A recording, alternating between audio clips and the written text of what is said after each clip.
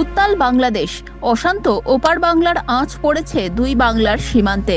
কার্যত খাঁ খাঁ করছে নদিয়ার কৃষ্ণগঞ্জের গেদের সীমান্ত।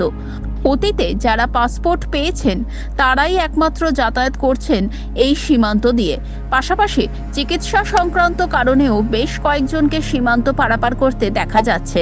তবে সেই সংখ্যাটা 10 থেকে 15 জনের বেশি নয়। এর প্রত্যক্ষ প্রভাব পড়েছে ব্যবসায়ীদের উপরেও।